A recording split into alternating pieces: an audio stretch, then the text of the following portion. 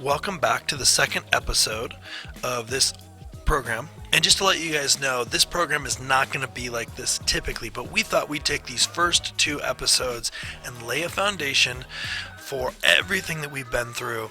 We're going to be digging into in future episodes marriage and family and business and entrepreneurship and all of these more relevant topics. But to set the context for all that, we wanted to give you guys a background, a foundation for what we're going through. So if you missed the first episode, go back, watch the first episode.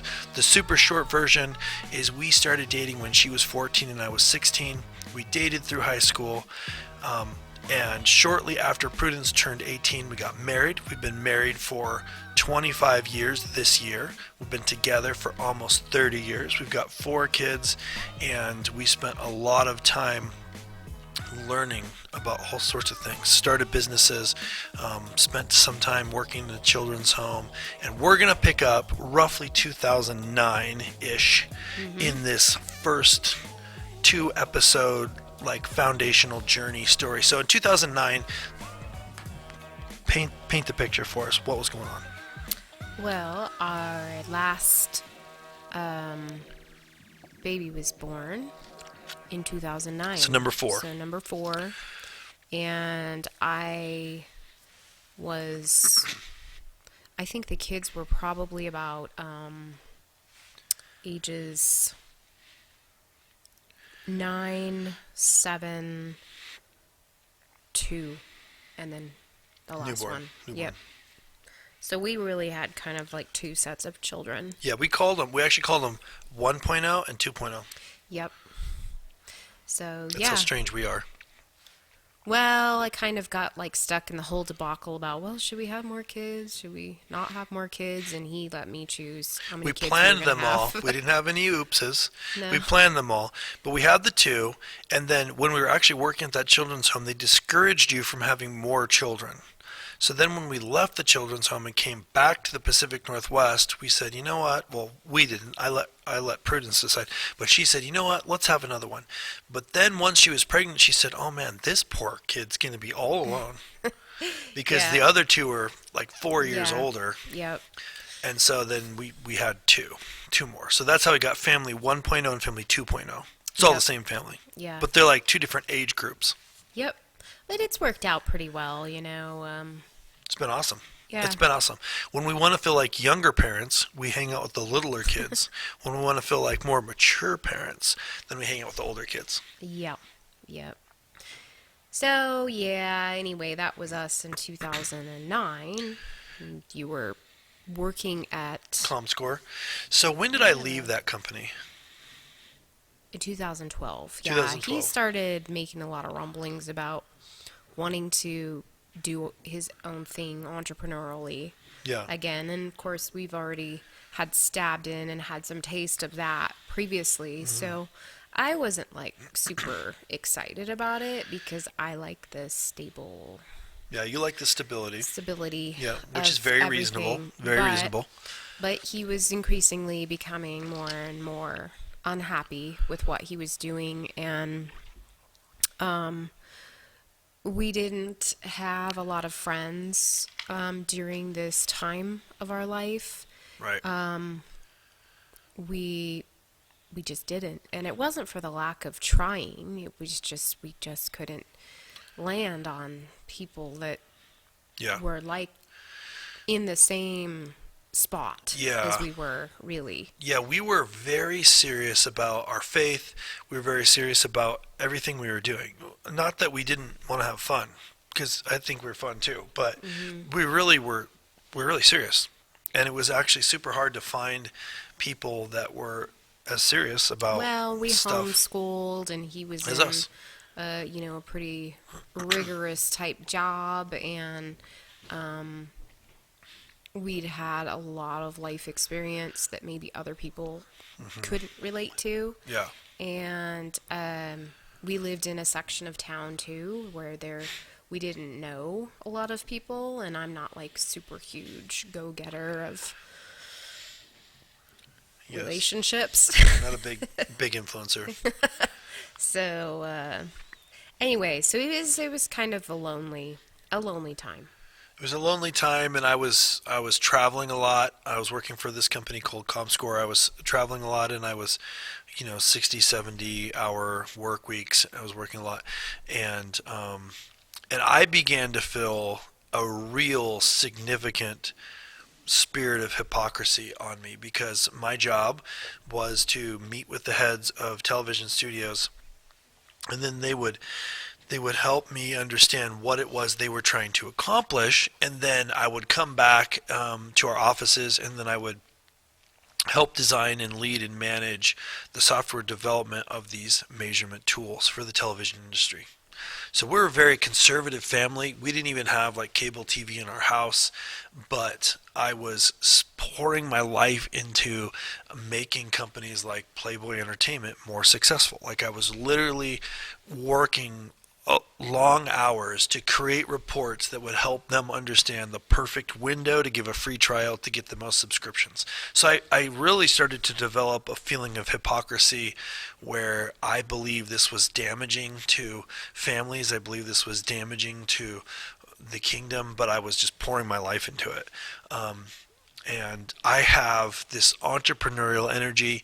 Even while we were there, we had started some companies and had done some things on the side, like we had free time. I don't know what we were thinking, but we were just always doing things. But Prudence absolutely loves the stability, which is totally reasonable. So it was kind of hard. Like, I was feeling this anxiety, like I needed to leave, and she was feeling the safety of having a paycheck. I was very successful financially in that company, and so it was a weird time. I feel like it was odd. Mm-hmm. Because you didn't want to go work for someone. You wanted to be in charge of whatever it was that we were doing. So yes, I wanted to be in charge. It meant a lot of instability. Yeah. But I finally came to a place where I realized that he needed to be happy in what he was doing, because frankly, his unhappiness was really miserable for me. Yeah. Actually. So I eventually was like, you know what? I don't care what we do. Just do something that makes you happy. Maybe we'll be living in a cardboard box. I don't know. Yeah. But certainly it will be better than your unhappiness with what you're doing. So, and it wasn't that I disagreed with him and his mental state about feeling like he wasn't supposed to be furthering this agenda. No, you were super completely agreed supportive. with Super it. supportive. It was just a matter of, well, what are we supposed to do to pay the bills? So before I actually left that company, we started a fitness company. It was an online fitness studio, and that company actually still is running today. There are people all over the world that work out in their comfort of their own home on their cell phones or laptops or smart TVs. We also started a supplement company, and I think it's super important to talk about this one. We started a supplement company. Well, actually, we didn't start it. I was doing mentoring, coaching, business consulting for a doctor who had developed a supplement that he used in practice to help his patients taper off and come off of SSRIs, which are antidepressant medication.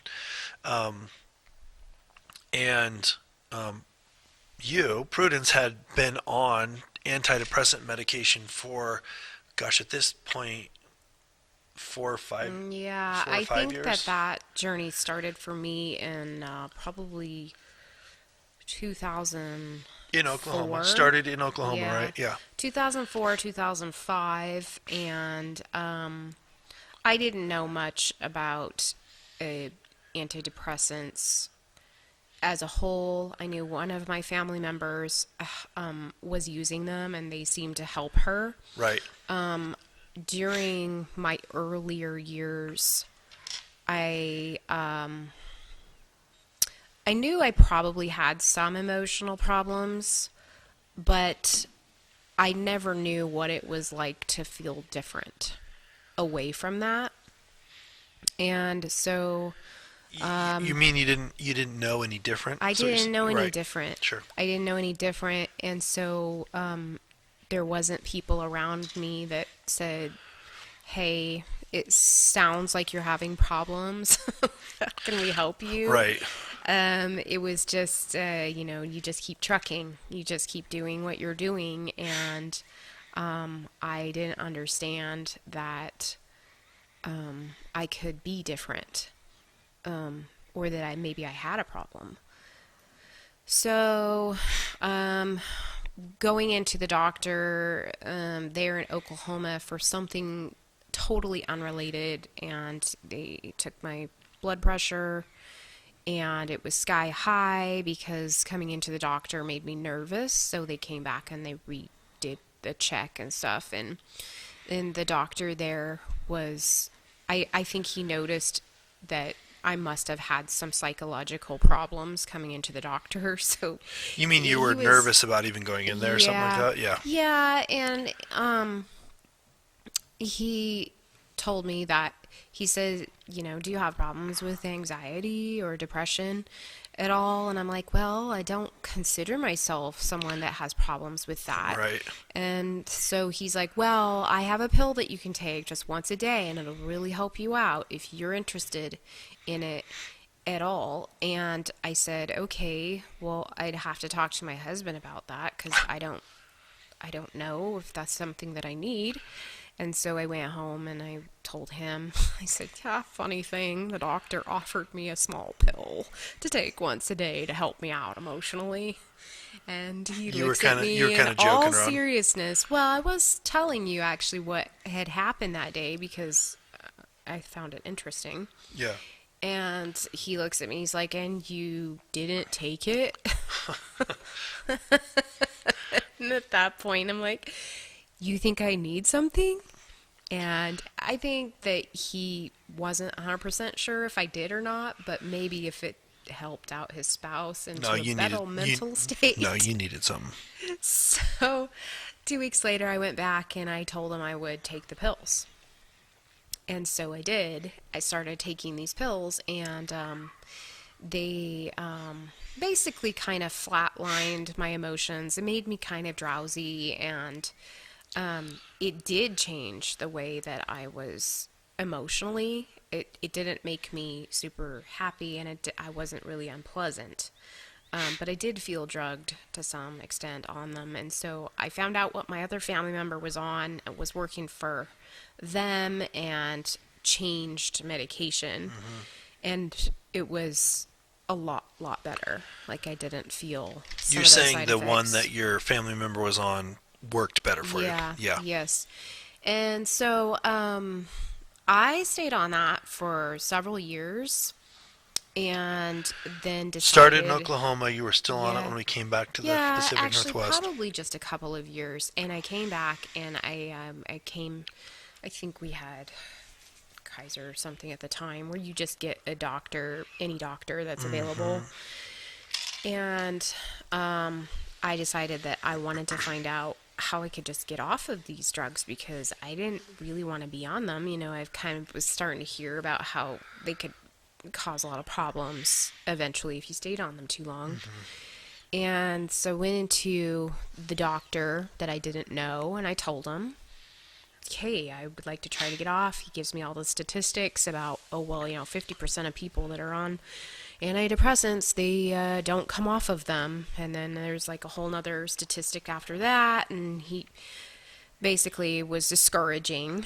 But he says, but if you want to give it a try, let's do it. If you're dumb enough to try getting off this meds. Yeah, so I kid you not, he literally gave me a little business card thing with a number on it, And he said, just cut down the pill every couple of days and call this number if you feel like killing yourself or anyone else.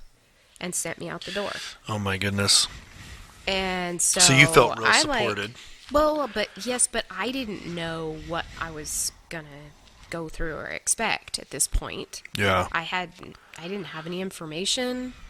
Right. This was literally, you're supposed to trust your doctors to help you with these things. They are the experts. I thought he was kind of kidding a little bit as he handed me the card, but except for he wasn't.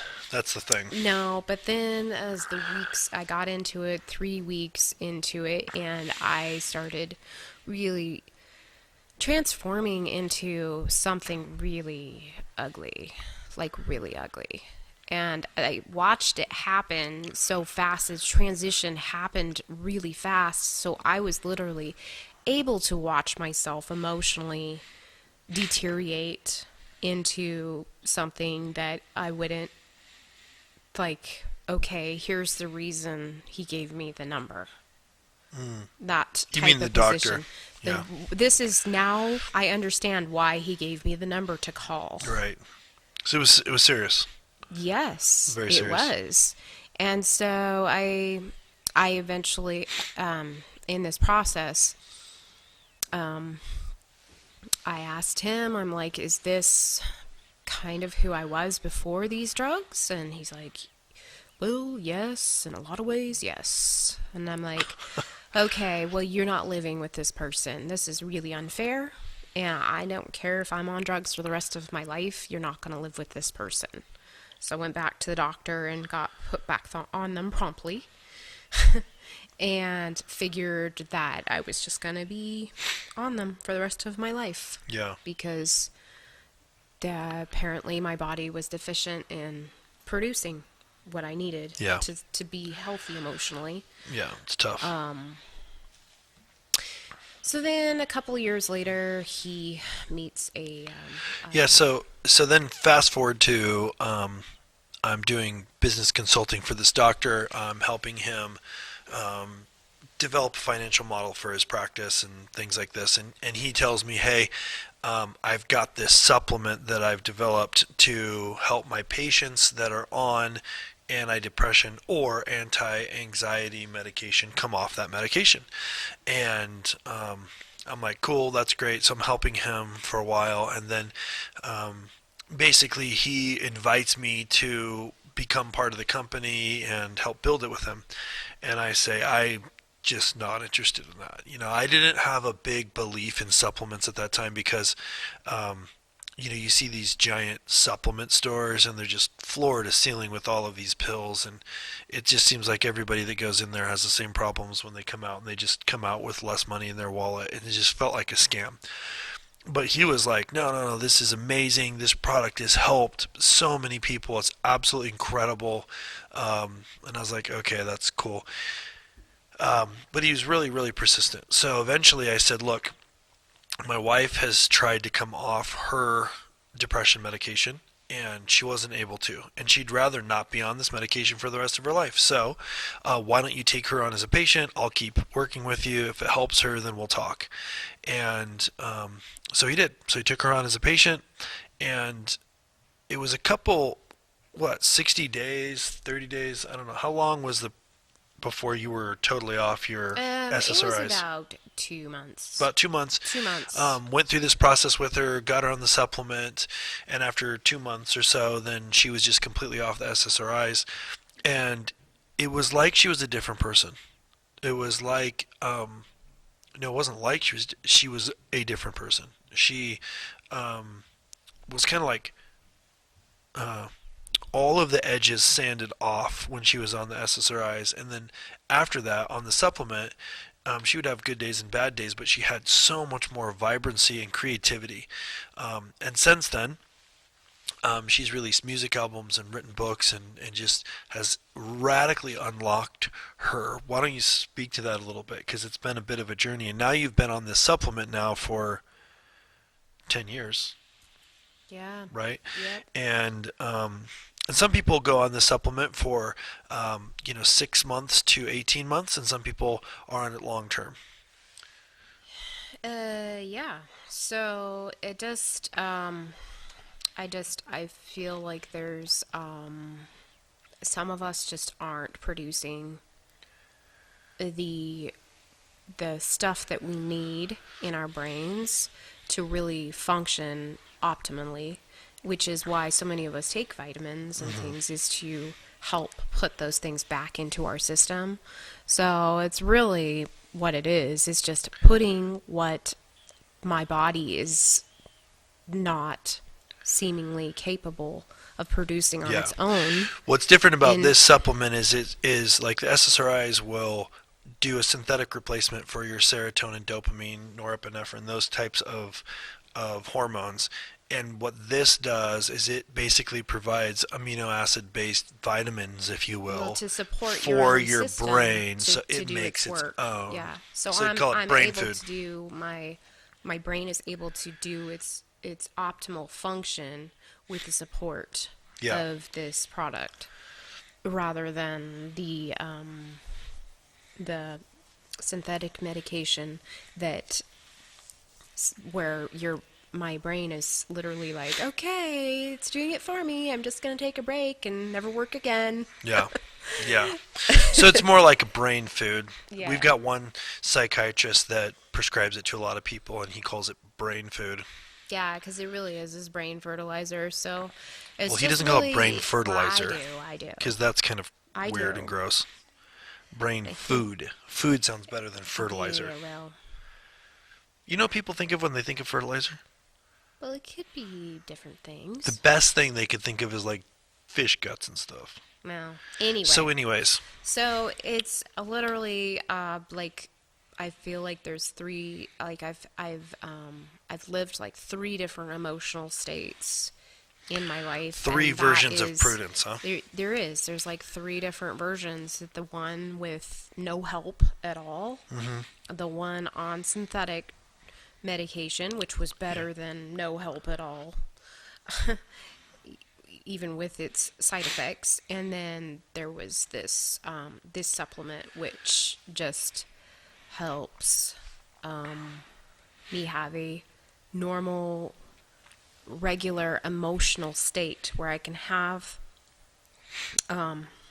bad times or like I can experience feelings Natural of ups and downs. ups and downs and just how it's supposed to be, and rather than down here at the bottom or flatlined where there's no emotions whatsoever. So it's been a pretty big miracle worker for me.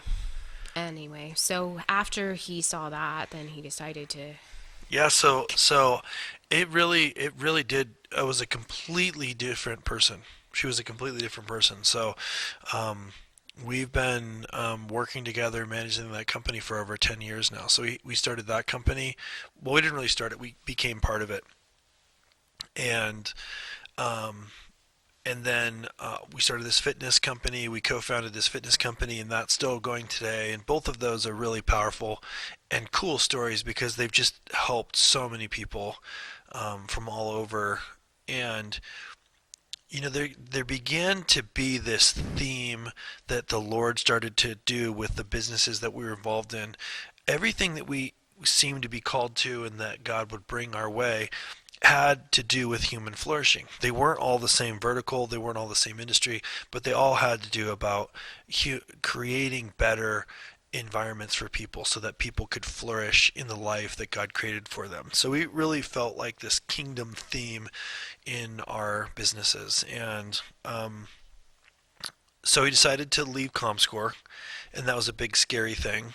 These other things, the fitness company, the supplements and stuff, that really wasn't providing even remotely enough revenue to replace the full-time salary, the executive full-time salary that we had from ComScore. It was really So it was scary. stepping out It was very on scary. faith that the Lord was going to provide.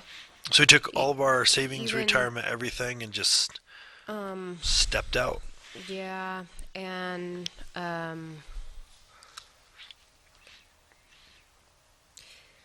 it was, I mean, looking back, it's like we still didn't have people surrounding us telling us that It was a lonely time too. That things were going to work out. Yeah. It was literally us kind of just pioneering in that, believing that God had taken care of us before that point, so he probably will this time, especially if we were hanging our hats on making a lot of money. And sacrificing that part of it, because we believed that the way that we were getting that money was not was hypocritical. Yeah, for sure. Yeah. So we felt really strongly that the Lord would bless that situation for us, because we felt like we were trying to honor what he wanted. So we did. We quit. We quit that thing. We took all of our savings, retirement, everything, and we just stepped out in faith. Mm-hmm. Which you loved. Nope. No, Prudence is not a risk taker. She is very supportive of the risks that I feel like we should take, and we do it together, but we're definitely two sides of a coin. Mm-hmm. So we stepped out and we started another company. We co-founded another company with some friends of ours.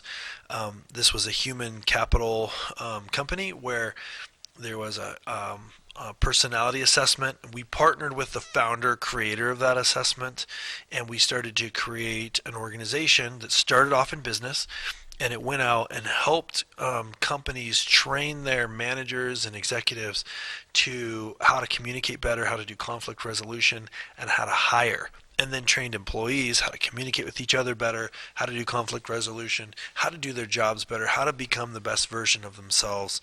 And that was really exciting. And actually what we found right away is that it radically affected our own communication patterns and our ability to understand each other better. So just knowing that language and pouring into that, it improved our marriage, improved our communication. I feel like it improved our parenting. And it was exciting. But we realized that the way we had set up the company lent itself to it eventually collapsing, because the person that we partnered with that created that personality assessment had some issues with, just to be blunt, with greed and pride and some things that kind of got in the way from it being real successful. And then because of our own ignorance, the way we had set up the company kind of prevented us from really fixing that. So we didn't really give up on it initially. In fact, once we realized we weren't going to be able to use that assessment, we saw such incredible benefit. We spent about 1,000 hours to develop our own assessment. So we just poured in. Studied every major personality assessment out there: DISC, StrengthsFinder, Myers, Enneagram, everything. Studied all those, the origin of them, reading Carl Jung books, just really poured in to develop our own assessment. But at the end of the day, because of the way all that was set up, we actually ended up shutting that company down and closing it. And it was pretty hard on me, because I felt like we were finally doing something that the Lord wanted us to do. And I didn't understand, if we're doing something that God wanted us to do, then why isn't it working out, and why are things going really well and being super easy? And anyway, So why are you laughing? Why are you laughing about that? Why aren't they super easy? Isn't that right? Isn't it supposed to be, when you're doing something that God wants you to do, everything's super easy? I thought that's what it was. No. That's not what it is? Afraid not. So we ended up closing that company down, and it was super hard for me in a way, and I don't know, it didn't seem like it affected you as much as it affected me. I felt like you just morphed into a whole different company with the same friends. Yeah, so we kind of moved our efforts. So we basically closed that down, but then we kind of moved our efforts into a new organization that was had a sister feel to it, that was a digital education company. So essentially we started a new company, I mean, it was a totally new company. That was a digital education company. And then this one, we were like, okay, now we're doing it God's way. We're doing it God's way, and because we're doing it God's way, He's going to make this thing successful. Right? Is that what we said? That is what we said. That is what we said. That is what we wanted to do. Mm-hmm. And we poured everything we had into that. Anything that we had saved. And we were working with a set of friends that were friends before we came into business with each other. That's right. Not for a long amount of time, a couple of years probably, but we felt like we had finally found some people that we could relate to. Absolutely. And it was hard. That were on we wanted the same people that were life's serious. trail, that were around our same ages, and it was like after years of loneliness. Yeah, it was amazing actually in a lot of ways. You're really looking over a lot of faults in people because, you're just so thrilled to have relationship with someone. So we jumped fully in. I mean, we were fully in the other thing too, but this was like, okay, this is it. This is the thing that we've been called to our whole life, and poured everything in. And that was a digital education company. Basically, we worked with thought leaders. We would help. They would pay us a fee. We would take the fee, and then we would take their genius, if you will, and extract it and make a digital learning product out of it. And then we helped sell that. We co-marketed it with them. And that's how the company made its revenue. And it's began to grow really fast. I think it was a couple of years we were growing it in Portland. We had an office in the Pearl District, and it was growing really fast. The company was doubling its revenue every year, or more, every 6-8 months, and doubling its size. And both us and this other group of friends that we founded the company with, we really were very conservative when we really wanted to kind of get out of that area. So we decided we were going to move the company to another smaller town, still in the Pacific Northwest, but we were going to move the company. So we moved, and for a while we actually had 2 offices, and things were just growing and growing and growing and growing. And somewhere real soon after we moved, the couple came to us and just they had decided that we were not good friend material, that we were kind of toxic people and were really creating a situation by even being their friends of putting them in a position where they were not above reproach because they were associated with us. And these were our closest friends. So this was a massive and business partners. Yeah. So this was a massive blow to us. Well, yeah. I immediately recognized, what was happening. I felt like, the devil really wanted to put a kibosh on this business. He didn't want it to be successful.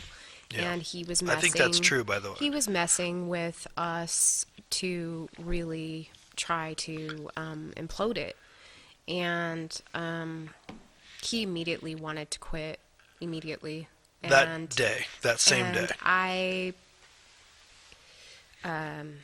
said, no, I don't think that we should be just quitting. Let's ride this out and see where it goes. And we'll see if we can work these things out.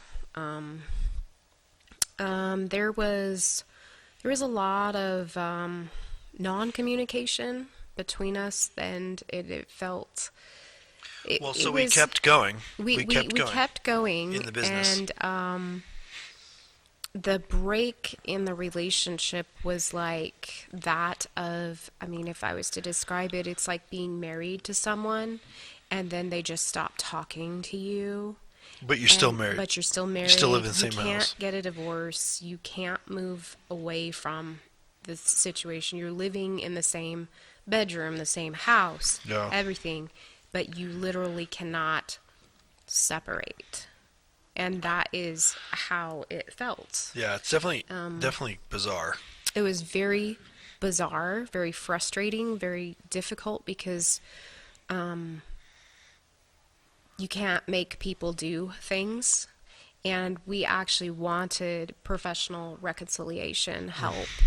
And that it didn't happen because the other party wasn't interested in that. And so we literally rode through the next couple of years. Nobody could tell us what to think, how to help us, cope, what to do, what to say. Should we go? Should we stay? Yeah. There was no. Yeah, that was another super us. alone time too, actually, because we really tried to get wise counsel. We did. And we actually got professional counseling for ourselves to try to figure out how we were supposed to navigate this and what we were supposed to think, because we're all Christians here. This isn't how we're supposed to act towards each other. Yeah, we should be able to reconcile this. We should, what a fantastic story this would be for others if we could come through this and come above this, and it didn't happen. No, it didn't. So we kept moving down that path with the business, and then in 2016, in 2015, a series of things started to happen where the operational costs were outrunning the revenues coming in. And really what was happening is we were actually growing too fast, which, looking back at an Excel spreadsheet, it's super obvious what was happening.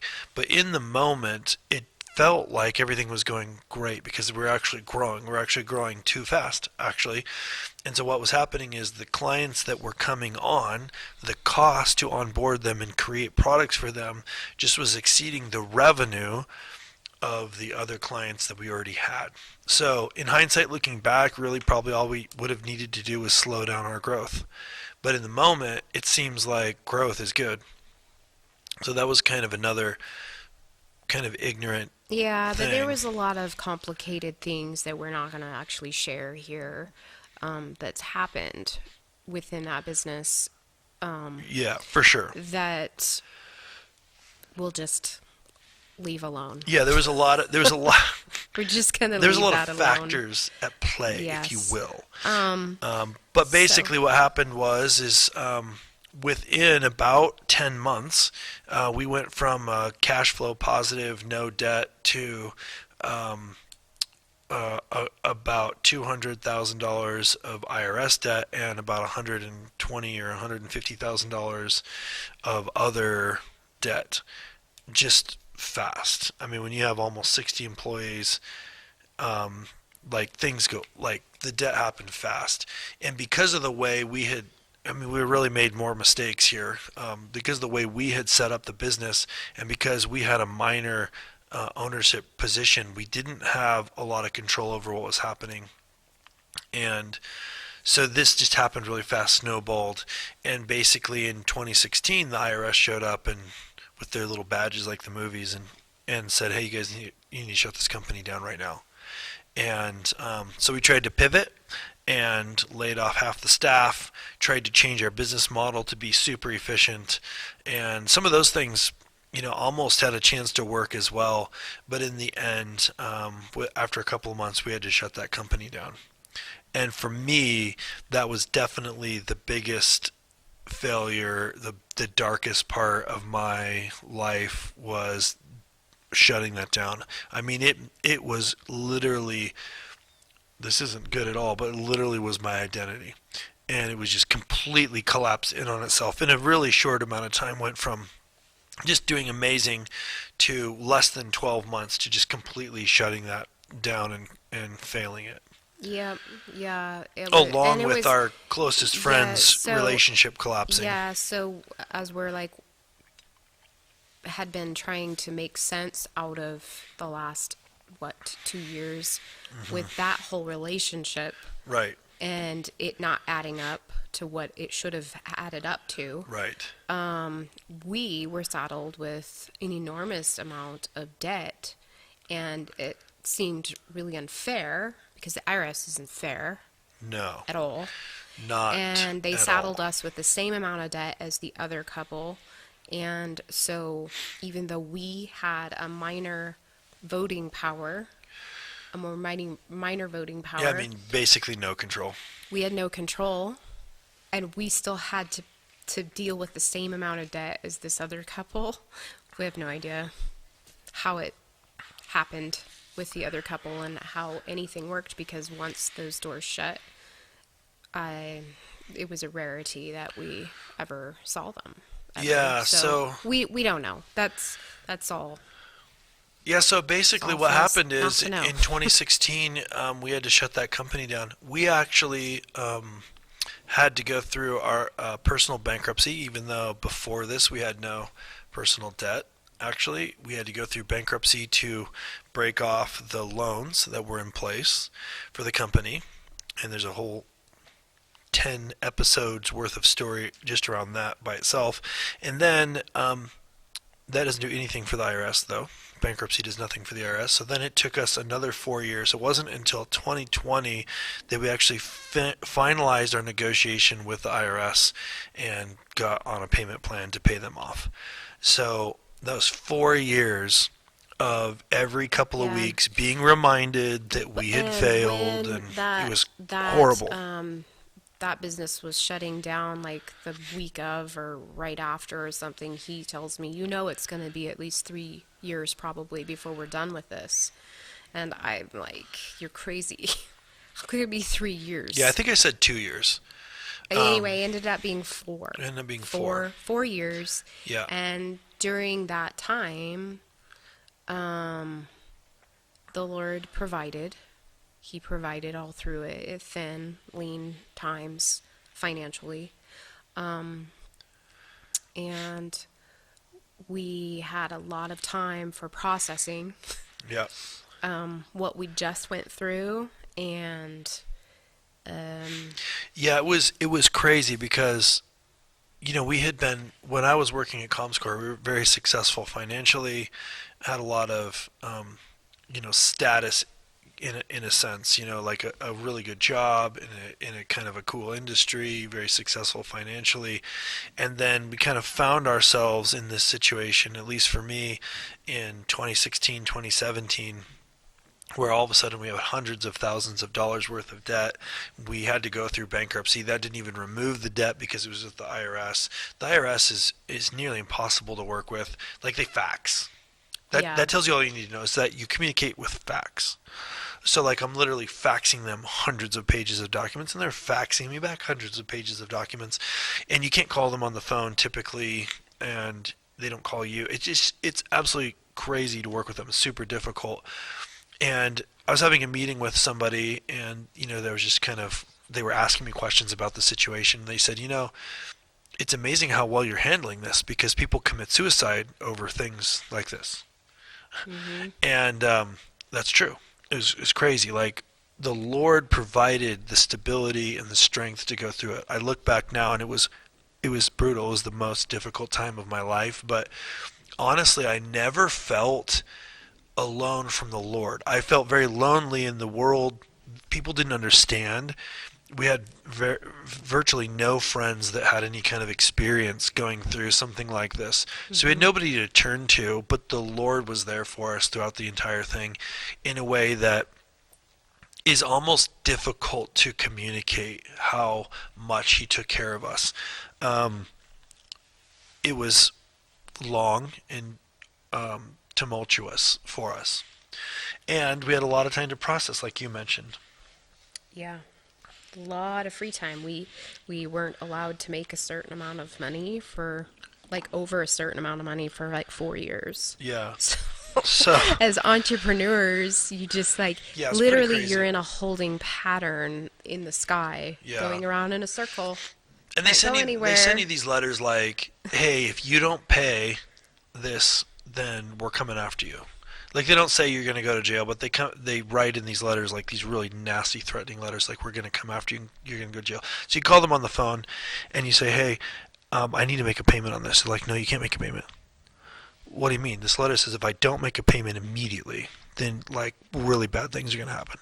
I say, no, you can't make a payment actually because we're not done processing X, Y, and Z. Now, remember, this is like years into the deal. And you say, so you're telling me don't make a payment. This letter's telling me to make a payment. So what do I do about that? And they literally would say on the phone, I'm not sure. And then you'd say, okay, well, can I speak to your boss? They're like, I don't have a boss. We're a team of 18 people that handle this particular case, and everybody, all of my colleagues were all the same level. There's no boss. There's nobody you can talk to. So then you're having this conversation literally like, so you're saying if I don't pay, then bad stuff's going to happen. And you're saying if I do pay, bad stuff's going to happen. So what should I do? And they literally would be like, I don't know. I'm not sure. So it's just very bizarre time Yeah. in a lot of ways. Very bizarre. I think we could do a whole episode on the IRS and our experience Let's do with it. them. We're going to do a whole episode on the IRS. That's coming soon. Stay tuned for that. So I want to get in the last 10 minutes of this episode as we kind of wrap up this foundation part, and I want to get to the redemption side. So one of the things that you mentioned, Prudence, was during this time we had a lot of time to process and think. And at that time, the Lord took us on a journey away from, I would say, kind of a religious mindset that we've had our whole life into a new church and kind of a whole new understanding. And we really did an absolute crazy deep dive into this whole new understanding of the Holy Spirit and hearing from God and listening to Him on purpose. And you kind of don't have a choice when you're in this kind of a situation because there's not a lot of people we could relate to. And we either would just, we kind of had two choices. Turn our back on God and say, screw you. We tried to follow you and nothing worked. Or say, well, God, I'm not 100% sure why none of this worked out, but I trust you. And so that's kind of where we found ourselves. So we went on this journey. That journey took us to this church community called Eagle Mountain, and we've been here for about 4 years. 4 years, a little over 4 years, and really flipped our whole world upside down. And so we kind of were like, never want to think about these companies again, never want to think about this learning company, never want to think about human capital, never want to think about any of this stuff again. But the Lord, really about 2 years into it, so 2018 or so, came to us and said, hey, I want to redeem some of this stuff. And I was like, not interested. And it started off with the what is now the core identity rating assessment. He came and said, hey, I really want you to dust off that assessment, get it going again, start doing the trainings that you guys had developed for relationships, for marriage, and for business and leadership. And we just weren't interested. I mean, I don't know what you thought. I was not interested. Well, you had to drive it. So I was not interested. At this point, I'm like, whatever. You're like, whatever.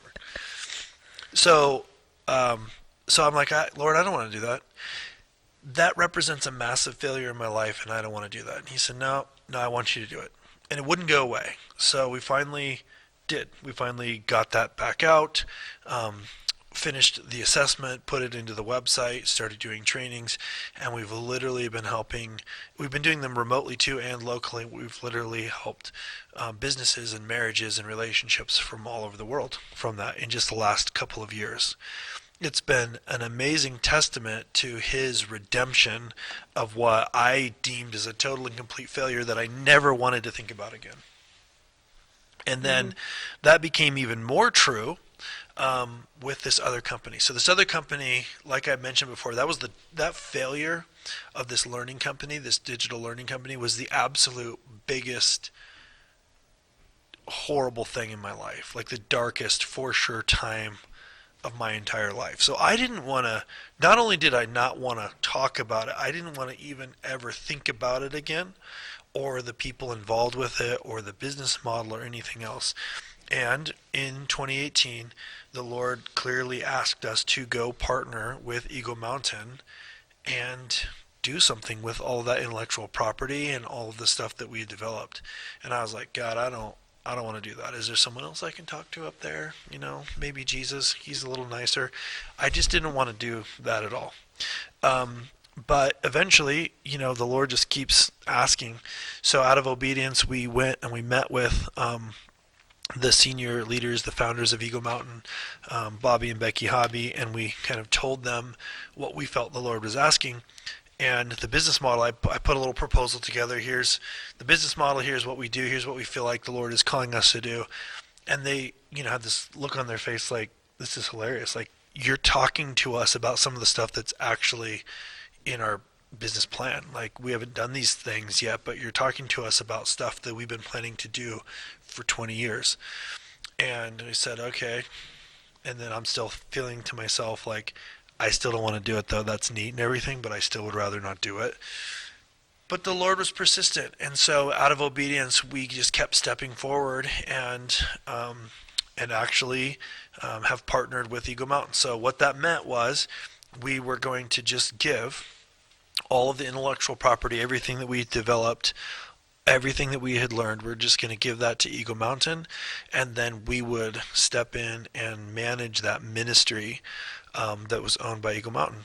And we did that. And that launched the ministry, Kingdom Learning. And in 2020, we kind of soft launched it.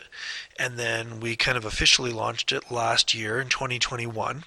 And just in the last year, we've had over 160,000 people watch the content that we've created through that ministry, or attend one of the events, or do one of the e-courses, or watch one of the pieces of content that ministry has produced. So it's still very young. It's still growing, and kind of a awkward teenager, if you will. But the redemption that the Lord is doing with this thing, that I don't know what you thought, but I was 100% convinced that absolutely this thing was done, and I never wanted to think about it again. God's like, well, no, actually, if you allow me, I'm going to take that and I'm going to redeem it into something incredible, and I'm going to use it in a kingdom way that you could never have possibly imagined, and I'm going to do something amazing with it, and I'm going to impact people. What were you thinking during that? Did you never want to talk about it again? Well, as bad as me? You started saying, "Oh, the Lord's telling me to build a school of some sort," I'm like this. Na, na, na, na, na, na, na, na. I don't want to hear it. You're only saying that because most of my ideas don't seem to work out. Well, that isn't always true. But I also know better than to try to battle with the Lord on stuff. Sometimes I attempt it, but it doesn't always work out very well. Yeah, for sure. So, here we are. So, I guess, as we wrap this up in the next, minute or two, I guess as you think back these two first episodes, it's not the normal format we're going to have, but we really wanted you to hear our heart and our story. We feel like in some ways we've lived like 2 or 3 lifetimes. We've just gone through so much, and we've just barely scratched the surface on everything. There's about 10 other businesses that we've had some kind of, founding or started, and there's just so many other things. But what we want to do with these 2 episodes is we really want you to see that no matter what you're going through, if you allow the Lord to use that failure or whatever happens, He will redeem it. So, it's a little cliche, but you talk about Thomas Edison he didn't fail 10,000 times. The old story that it took 10,000 different tries to figure out how to make the light bulb, which I think is probably close to true. He didn't fail. He just found 9,999 ways to not make a light bulb. But if he would have stopped, then that's the failure. So the real lesson here is that even when the things collapse in on themselves, if you allow the Lord to redeem it, He'll redeem it. He will. There's no such thing as a failure unless you give up. Yep. So we haven't given up yet. So that makes us not failures then, right? So we haven't given up yet. Yeah, so I just feel like, as we're launching this new TV series or TV program, we just want to come to you and be an encouragement no matter what has gone through, no matter what terrible things you've gone through or are going through right now. They might be similar to our story. They might be way worse than our story.